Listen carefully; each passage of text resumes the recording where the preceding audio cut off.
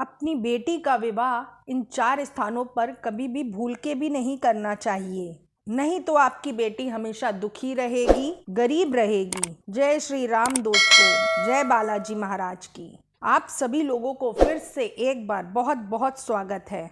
आज फिर से आप सभी लोगों के सामने एक बहुत ही ज्ञानवर्धक और प्रेरणादायक प्रसंग लेकर के हाजिर हुए हैं। आज की इस वीडियो में, इस प्रसंग में आप लोगों को पता चलेगा कि कौन से स्थानों में भूल करके भी आपको अपनी बिटिया की शादी नहीं करनी चाहिए। तो चलिए दोस्तों, बिना विलंब किए आज की इस प्यारी सी ज्ञान भरी वीडियो को शुरू करते हैं।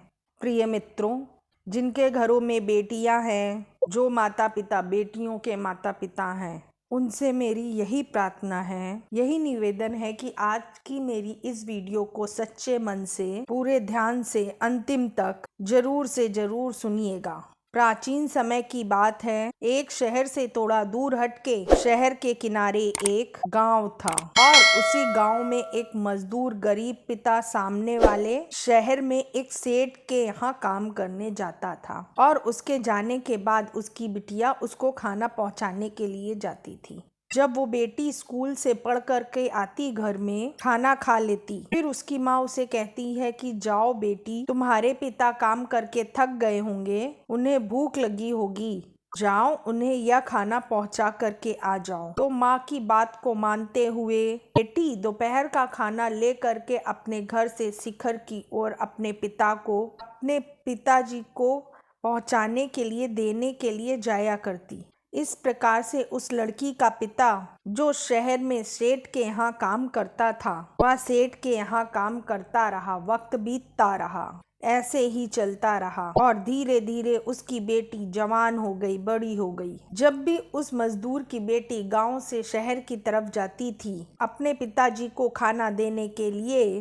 तो जिसके यहाँ उसका पिता काम करता था, तो वह सेठ उसकी बेटी को घूरता था, देखता था। प्रिय मित्रों, एक दिन ऐसा होता है कि सेठ को उस मजदूर की जो बिटिया होती है, उसका बात करने का तरीका, उसका विचार, उसकी सुंदरता, सब कुछ उसका मन मोह लेता है।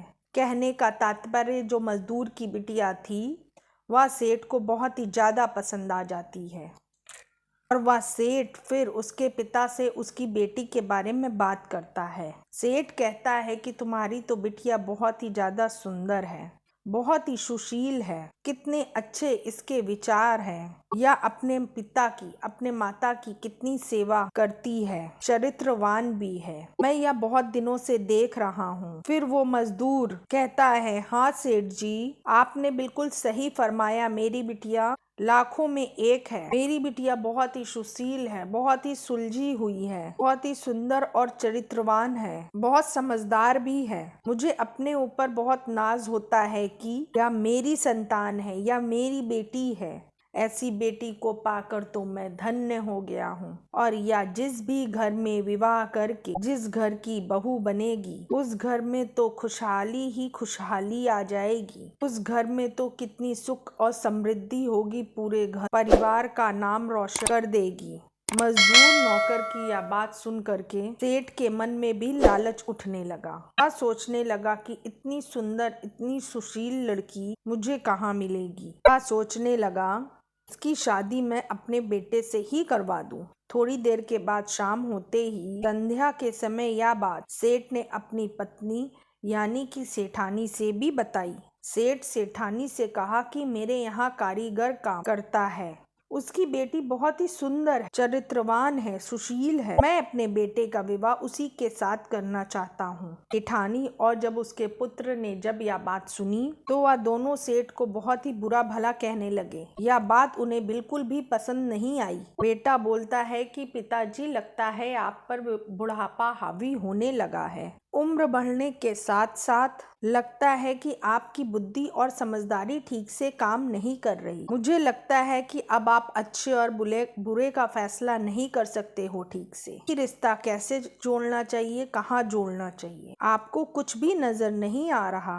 कहाँ वो गरीब नौकर की बेटी और कहाँ आप मेरा विवाह उससे साथ करवाने का सोच रहे हो। बेटे की यह बात सुनकर के सेठ बोला, चुप रहो, इतनी सुशील लड़की तुम्हें कहाँ मिलेगी। इतनी चरित्रवान लड़की तो पूरे कुल खानदान, पूरे परिवार का नाम भी रोशन करेगी। घर में सुख समृद्धि और शांति, इनकी कभी कमी नहीं होगी। ऐसी लड़कियां और ऐसी बेटियां तो घर को स्वर्ग बना देती हैं। तुम्हारी शादी करूंगा तो उसी नौकर की बेटी से ही करूंगा। सेठ की यह बात सुनकर माँ और बेटे दोनों ही बुदबुदाने लगे, आपस में बात करने लगे और सेठ को भला बुरा कहने लगे। लेकिन सेठ ने भी किसी की नहीं सुनी और दोनों के विवाह के लिए वो तुरंत तैयार हो गया। सेठ ने विवाह तय कर दिया। विवाह की तारीख भी एकदम तय हो गई। तब उस गरीब पिता को चिंता सताने लगी। फिर वह गरीब पिता सोचने लगा कि वो इतने बड़े सेठ हैं, मैं कैसे उनकी खुशामद कर पाऊंगा, मैं कैसे उन्हें संतुष्ट कर पाऊंगा। फिर सेठ जी ने उस गरीब किसान को, उस गरीब नौकर को चुपके से पैसे भेजा और कहा, तुम बारातियों का इसी पैसे से उनकी खातिरदारी कर देना। कहते हैं ना कि बेटी वालों से धन संपत्ति लेकर के कोई अमीर नहीं बन सकता। अमीर और धनवान तो कोई सिर्फ अपनी मेहनत और अपनी कमाई ही बन सकता है। प्रिय बंधु, प्रिय मित्रों, बड़े ही धूमधाम और गाजे बाजे के साथ सेठ बारात लेकर के पहुंच जाता है और उस गरीब किसान ने भी उसे जितना हो सका, जितना बन सका, अपनी बेटी का विवाह उसने बहुत अच्छे से किया और अपनी बेटी को डोली में बिठाकर सजाकर विदा किया। बेटी को डोली में विदा करते समय उसके गरीब पिता ने उसे कहा कि सुनो बेटी, चाहे कुछ भी हो जाए मगर मेरी पगड़ी, मेरा माथा, मेरा सर कभी भी नीचा नहीं होना चाहिए। वहां जाकर भी तुम हमारा नाम ऐसे ही रोशन करना और अपने परिवार का नाम भी रोशन करना। इतना कहकर उस पिता ने अपनी बेटी को विदा कर दिया। सेठ खुशी खुशी अपनी बहू को अपने घर लेकर के आता है, मगर सास ने अपनी बहू का कोई भी सत्कार नहीं किया, कोई भी स्वागत नहीं किया। यूं ही बहू को घर में उतार लिया। बहू घर में रहने लगी। दिन भी बीतने लगा, लेकिन जो सास थी बहू को हमेशा बड़ा भुला कहने लगी, ताने मारती रहती। उसकी सास उसके हर काम में गलतियां ही निकालती रहती थी। उसका जो पति था वो भी उससे कभी भी अच्छे तरीके से बात नहीं करता है, क्योंकि सेठ का पुत्र होता और किसी और लड़की से प्रेम करता था। उसके दिल में कोई और ही लड़की थी, तो वह और उसी के साथ शादी करना चाहता था। लेकिन सेठ ने तो यहाँ जबरदस्ती ही शादी करवा दी थी। एक दिन वह अपनी माँ से कहता है कि माँ देखो, मैं इस लड़की को चाहता हूँ, कितनी ही ज्यादा सुंदर है, बिल्कुल हूर की परी है।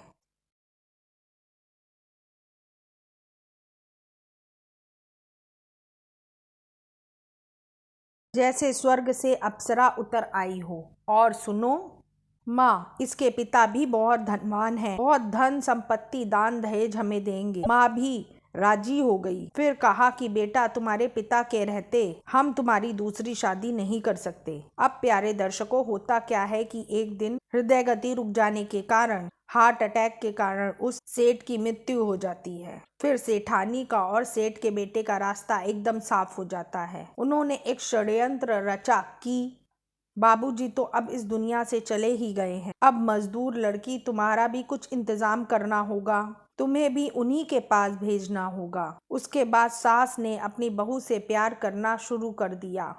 बहुत अच्छी अच्छी और मीठी मीठी बातें उससे करने लगी। वही सास जो उसे पहले कभी देखना भी नहीं चाहती थी। सास के साथ साथ उसका पति भी उससे बहुत ज्यादा प्रेम करने लगा और बहुत ही उसकी इज्जत भी करने लगा।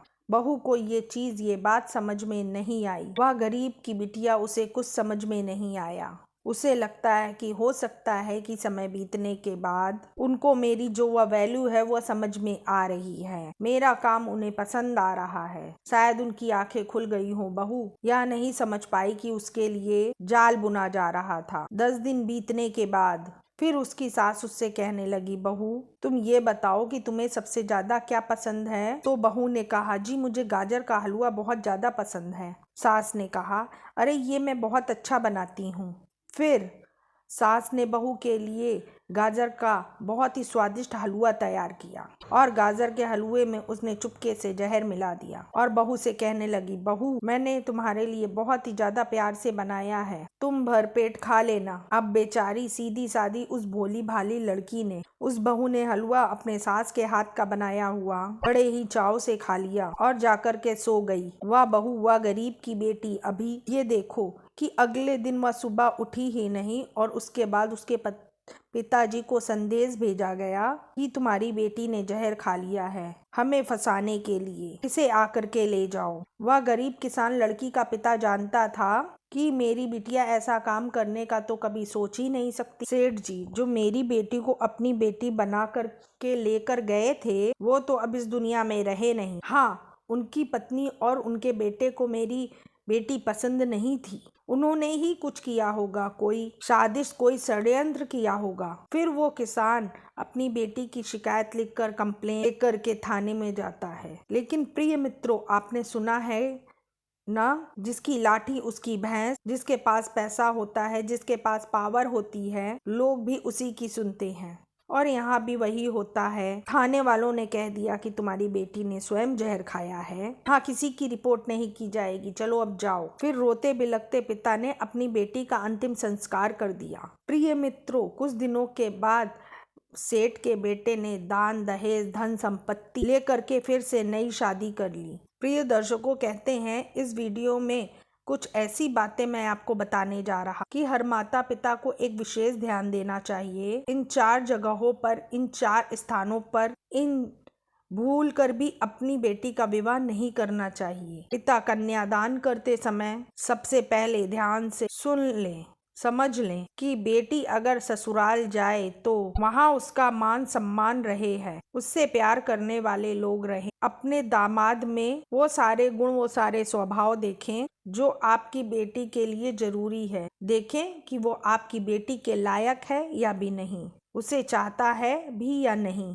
प्रिय मित्रों, नंबर 1, बहुत नजदीक, बहुत पास। अपनी बेटी का विवाह बहुत ही कभी भी बहुत नजदीक या बहुत पास में नहीं करना चाहिए। इससे रिश्तों में तुरंत कड़वाहट आ जाती है और एक दूसरे के प्रति सम्मान, परिवारों के बीच का सम्मान वह कम होने लगता है। अनबन बनी रहती है। जो प्रेम होना चाहिए, जो प्यार सम्मान मिलना चाहिए, वो नहीं मिलता। क्योंकि अगर मायके में कुछ अच्छी चीज बनी है, माँ ने फोन कर दिया कि बेटी आज घर में बहुत स्वादिष्ट चीज बनी है, तो बेटी जल्दी से आ जाओ, और बेटी फिर तुरंत आ जाती है। और याद रखना प्यारे मित्रों, बार बार मायके जाने से मान सम्मान, प्रतिष्ठा, आदर कम हो जाता है। भाभियां भी कहने लगती हैं कि ये तो रोज रोज ही चली आती हैं। इससे आपके आत्मसम्मान को मान मर्यादा ठेस पहुंचती है। पास में, नजदीक में भूल कर भी बेटी का विवाह नहीं करना चाहिए। नंबर 2, बेटी का विवाह अति दूर भी नहीं करना चाहिए। मतलब अपनी बिटिया की शादी बहुत ज्यादा दूर भी नहीं करनी चाहिए, क्योंकि कभी कभी ऐसे हालात बन जाते हैं, ऐसी परिस्थितियां आ जाती हैं जब बेटी को अकेले ही स्वयं ही मायके जाना पड़ता है। अब वो मायके को जा रही है, रास्ते में कोई ऐसी घटना हो जाए, अनहोनी हो जाए, 2 दिन लग जाए, मायके जाने में बहुत तकलीफ होने लगती है, आने जाने में कितनी ज्यादा परेशानी होने लगती है। इसीलिए बेटी का विवाह ज्यादा दूर भी नहीं करना चाहिए। नंबर 3,